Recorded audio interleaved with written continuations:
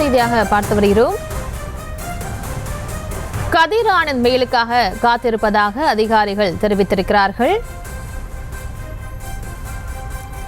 துபாயில் இருக்கும் கதிர் ஆனந்த் மெயில் அனுப்பினால் சோதனையை தொடங்க இருப்பதாக அதிகாரிகள் தெரிவித்திருக்கிறார்கள். இது தொடர்பான மேல் விவரங்களோடு இணைகிறார் செய்தியாளர் முரளி. முரளி, வணக்கம். விவரங்களை வழங்கலாம். வணக்கம். அதாவது வேலூர் காந்தி நகரில் உள்ள அமைச்சர் துரைமுருகன் மற்றும் அவருடைய மகன் கதிரானந்த் வீடு இருக்கிறது. இந்த வீட்டில் அமலாக்கத்துறை அதிகாரிகள் தற்போது சோதனைக்காக கிட்டத்தட்ட 5 மணி நேரத்திற்கு மேலாக காத்திருக்கிறார்கள். காரணம், துரைமுருகனும் சென்னையில் இருக்கிறார், அதே போன்று கதிரானந்தும் துபாயில் இருக்கிறார், துபாய்க்கு சுற்றுலா சென்றிருக்கிறார். இந்த நிலையில அவர்கள் யாராவது ஒருத்தர் ரெய்டு நடத்துவதற்கான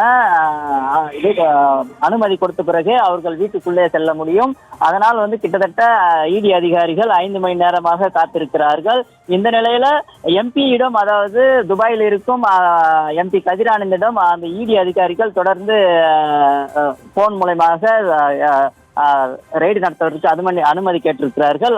அப்போது எம்பி மெயில் மூலமாக ரெய்டு நடத்துவதற்கு, அதாவது அந்த வீட்டை துறப்பதற்கான ஆணையை துறக்கலாம் என்ற அனுமதிக்கு இமெயில் மூலமாக அனுப்பப்பட இருக்கிறார்கள்.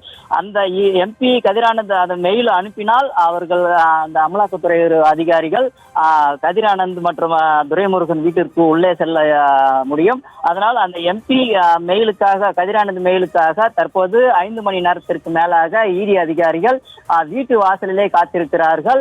அதே போன்று இந்த பகுதியில அந்த துரைமுருகனுடைய ஆதரவாளர்களுமான அந்த அமைச்சர் எம்எல்ஏக்கள், அதாவது அணைக்கட்டு சட்டமன்ற தொகுதி எம்எல்ஏ நந்தகுமார், அதே போன்று வேலூர் சட்டமன்ற தொகுதி எம்எல்ஏ கார்த்திகேயன், அதோடு வேலூர் மாநகராட்சி துணை மேயர் சுனில் உள்ளிட்ட முக்கிய ஆட்கள் அமைச்சரின் அந்த ஆதரவாளர்கள் தற்போது இங்கு கூடி அவர்களும் காத்து கொண்டிருக்கிறார்கள்.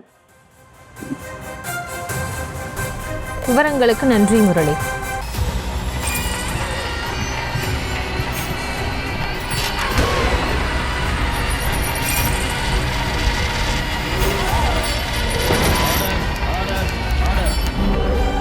நிகழ்தகவு குற்றங்களின் மறுபரிமாணம் நாள்தோறும் இரவு 10 மணிக்கு இணைந்திருங்கள் நமது நியூஸ் தமிழ் தொலைக்காட்சியோடு.